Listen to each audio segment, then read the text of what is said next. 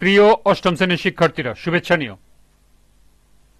আজকে আমি তোমাদের বাংলা বিষয়ের নতুন বই সাহিত্য কণিকা থেকে গদ্য দ্বিতীয় অধ্যায় পড়ে পাওয়া গল্পের কর্ম অনুশীলন দুটি সমাধান করে দেব। প্রথমে তোমাদের বলবো, যারা আমার চ্যানেলটি সাবস্ক্রাইব করো নাই তারা আমার চ্যানেলটি সাবস্ক্রাইব করবে এবং আমার সাথে থাকবে। তাহলে চলো আমরা ক্লাস শুরু করি। গদ্য দ্বিতীয় অধ্যায় পড়ে পাওয়া এর কর্ম অনুশীলন। লক্ষ্য করো, এখানে দুটি কর্ম অনুশীলন দেওয়া আছে। প্রথমটি হলো, ভালো কাজ করলে যে আনন্দ পাওয়া যায় তার পক্ষে তোমার অনুভূতি ব্যক্ত করো, এবং দ্বিতীয় কাজটি হলো, পড়ে পাওয়া গল্পের চরিত্রগুলো অবলম্বন করে একটি নাটিকা উপস্থাপন করো। এটি তোমাদেরকে নাটিকা অভিনয় করে দেখাতে হবে। এখন আমি তোমাদের প্রথম কর্ম অনুশীলনের সমাধান বলে দেব।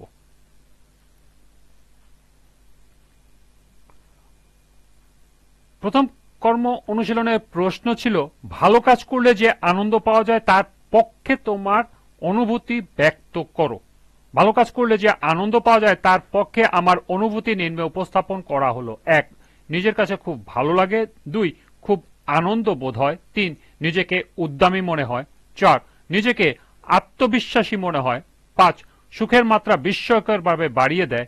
6, কৃতজ্ঞতাবোধ জেগে ওঠে। 7, নিজেকে নিয়ে আত্মতুষ্টিতে থাকি। 8, দৈহিক ও মানসিক শান্তি বিরাজ করে। 9, আরো ভালো করার উৎসাহ জাগে। এবং 10, নিজেকে সম্মানিত মনে হয়। এই ছিল কর্ম অনুশীলন কয়ের সমাধান। আজকের ক্লাসটি এ পর্যন্তই।